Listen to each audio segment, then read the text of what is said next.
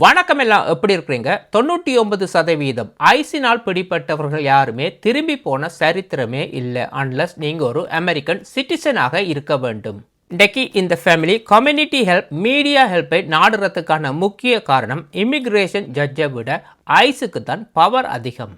இதற்கு முதல் போன வருடம் ஹர்திக் கௌர் என்பவர் வயது 73 30 வருடங்களுக்கு மேலாக அமெரிக்காவில் வாழ்ந்து ஐஸினால் கைது செய்யப்பட்டு இந்தியாவுக்கு நாடு கடத்தப்பட்டார்.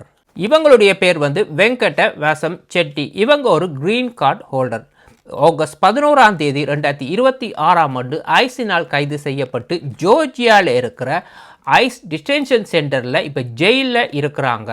27 வருடங்களாக அமெரிக்காவில் வாழ்ந்து வராங்க. இவங்களுக்கு 2013ஆம் ஆண்டு கிரீன் கார்டு பெர்மனன்ட் ரெசிடென்ட் கிடைத்தது. 2 பிள்ளைகளுக்கு தாய். அந்த 2 பிள்ளைகளுமே இன்றைக்கு அமெரிக்கன் சிட்டிசன். 2 வயதில் ஒரு பேர குழந்தை இருக்கின்றது. அந்த பிள்ளையுமே அமெரிக்கன் சிட்டிசன். இவங்களுக்கு எந்தவித கிரிமினல் ரெக்கார்டும் இல்லை, ஸ்பீடிங் டிக்கெட் கூட இல்லை. இவங்க ஒரு பப்ளிக் ஸ்கூலில் டீச்சராக வேலை செய்து கொண்டு வராங்க. இவங்களுடைய டிப்போர்டேஷனுக்கு காரணம் இங்கே தான் தொடங்கியது. 2022ஆம் ஆண்டு ஜூலை மாதம் இவங்க இந்தியாவுக்கு போயிருக்கிறாங்க ஃபாதருடைய மெடிக்கல் இஷ்யூ காரணமாக. ஜூலை மாதத்துலேருந்து 4வது மாதம், அதாவது நவம்பர் மாதம் இவங்களுக்கு கோவிட் வந்துள்ளது. 2 கிழமை இவங்க ஹாஸ்பிட்டலில் இருந்திருக்கிறாங்க. அதிலிருந்து 3 மாதத்துக்கு பிறகு பிப்ரவரி 2023ஆம் ஆண்டு மறுபடியும் இவங்க அமெரிக்காவுக்கு ரிட்டர்ன் வந்திருக்கிறாங்க. இங்கே தான் பிரச்சனையே ஆரம்பமானது.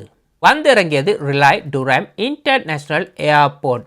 இமிகிரேஷன் இவங்களை விடவே இல்லை, பிடிச்சு வச்சிருக்கிறாங்க மணித்தியால கணக்கா. அதாவது இவங்களுடைய பெர்மனன்ட் ரெசிடென்ட் அபேண்டட், அதாவது கிரீன் கார்டு இனி செல்லுபடி ஆகாது. இதற்கு காரணம் என்னென்னு சொன்னால், ஒரு அமெரிக்கன் கிரீன் கார்டு ஹோல்டர் வெளிநாடுகளுக்கு போவாங்களா இருந்தால் 6 மாதத்துக்கு மேலே இன்னொரு நாட்டில் இருக்க முடியாது. இவங்க இந்தியாவில் 7 மாதத்துக்கு மேலே இருந்திருக்கிறாங்க.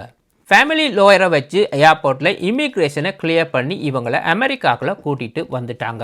இமிக்ரேஷன் இவங்களை எப்படி பார்க்குதுன்னு சொன்னால், இவங்க அமெரிக்காவில் இருக்கிறதுக்கு முக்கிய காரணம் பெர்மனன்ட் ரெசிடென்ட்டுக்கு ஆக மட்டும்தான். மிச்சம் எல்லாமே இவங்களுக்கு இந்தியாவில் தான் இருக்குது. அமெரிக்காவில் வீடு இருக்குது, ஃபேமிலி இருக்குது, வேலையெல்லாம் இருக்கும் பொழுது 7 மாதம் எப்படி இவங்க அமெரிக்கா விட்டு வெளியில் போய் இருக்கிறாங்க? இதுதான் இமிக்ரேஷனுக்கு இருக்கிற ஒரு கேள்வியாக இருந்தது. இவங்களுடைய கேஸ் முடியும் மட்டும் கிரீன் கார்டு பெர்மனன்ட் ரெசிடென்ட் கார்டை ரிமூவ் பண்ண முடியாது. ஆனால் ரெகுலர் ரூட்டீனாக ஐஸ் ஆஃபீஸுக்கு போய் டாக்குமெண்ட்டை காட்டி கையெழுத்து வைக்க வேண்டும். அதே நேரத்தில் இவங்க இந்த நாட்டை விட்டு வெளியேறவே முடியாது. இந்த கேஸுடைய ஆரம்ப கட்டம் எப்படி இருந்தோன்னு சொன்னால், இவங்க ப்ரூவ் பண்ண வேணும் அமெரிக்கா விட்டு இந்தியாவில் ஏன் 7 மாதங்கள் போய் அங்கே இருந்தாங்க என்று. இந்த 7 மாதத்துக்குள்ளே இந்தியாவில் இருந்து கொண்டே அமெரிக்காவில் இவங்க ஒரு ப்ராப்பர்ட்டியை கூட வாங்கியிருக்கிறாங்க. அதையுமே இதில் குறிப்பிட்டிருக்கிறாங்க. அமெரிக்காவில் வாழ விருப்பமாக இருந்ததால் தான் நான் அமெரிக்காவில் போய் இன்வெஸ்ட் பண்ணினேன் என்று. ஆனால் ஜட்ஜ்மெண்ட் என்ன சொல்லுதுன்னு சொன்னால், நீங்கள் கொடுத்த எவிடன்ஸ் ரீசன் இதுக்கு காணாது. 4 மாதம் அப்பாவுக்கு சூழ்நிலைன்னு சொல்கிறீங்க, 3 மாதம் உங்களுக்கு கோவிட் வந்ததால் தான் 7 மாதம் நாட்டை விட்டு வெளியில் போய் இருந்தீங்கன்னு சொன்னீங்க. அதை எங்களால் ஏற்றுக்கொள்ள முடியாதுன்னு சொல்லி இந்த கேஸை ஜட்ஜ் டிஸ்மிஸ் பண்ணியுள்ளார். அதாவது இந்த கேஸ் செல்லுபடி ஆகாது, உங்களோட எவிடன்ஸ் இதுக்கு காணாது. இவங்க மறுபடியும் இந்த கேஸை ரீஓப்பன் பண்ணியுமே ஜட்ஜ் அதை ரிஜெக்ட் பண்ணி உள்ளார். இந்த கேஸை ரிஜெக்ட் பண்ணினாலும் இவங்களுடைய கிரீன் கார்டு பெர்மனன்ட் ரெசிடென்ட்ல எந்த ஒரு மாற்றமும் இல்லை. இவங்களை டிப்போர்ட் செய்ய முடியாது என்று தான் ஜட்ஜ்மெண்ட் கூறப்பட்டுள்ளது. ஆனால் ஆகஸ்ட் 11ஆம் தேதி 2026ஆம் ஆண்டு ரெகுலர் ரூட்டின் ஐஸ்ட இவங்க டாக்குமெண்ட் எல்லாம் எடுத்துக்கொண்டு போய் கையெழுத்து வைக்க போயிருக்கிறாங்க. உள்ளே போனவங்க தான் வெளியில் வரவே இல்லை. இவங்களோட கையில் விலங்க மாட்டி ஜெயிலுக்கு போடுற வெள்ளை யூனிஃபார்மையும் கொடுத்துட்டாங்க. உள்ள எந்த ஒரு ஃபேமிலி மெம்பர்ஸுமே விடையில் ஃபேமிலி லோயரை கூட இவங்க அலோவ் பண்ணவே இல்லை. ஜோர்ஜியாவிலே இருக்கிற டிடென்ஷன் சென்டர் ஜெயிலில் இவங்களை போட்டு இப்போ அடைச்சிட்டாங்க. டெக்னிக்கலாக ஜட்ஜ் ரிமூவல் ஆர்டர் வழங்காட்டியும் 7 மாதத்துக்கு மேலே இன்னொரு நாட்டில் இவங்க இருந்திருக்கிறாங்க. இவங்களுடைய ஸ்டேட்டஸை இல்லீகலாக தான் ஐஸ் பார்க்குறாங்க. ஐஸ் இதை இப்போ அட்வான்டேஜாக எடுத்திருக்கிறாங்க. ஜட்ஜ்மெண்ட்டை பற்றி ஐஸுக்கு கவலையே இல்லை. இந்த டொனால்ட் ட்ரம்ப் ஆட்சியில் ஐஸுக்கு தான் பவர் அதிகம்.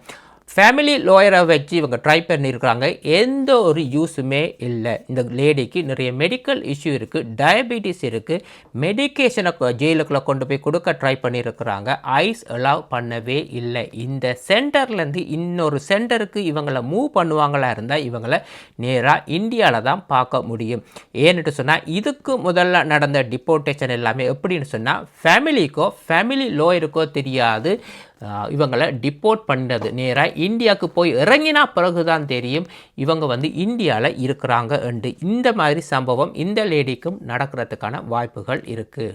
பாட்டம் லைன் அமெரிக்கன்ஸ் இப்போ இமிக்ரன்ஸை விரும்புகிறாங்க இல்லை.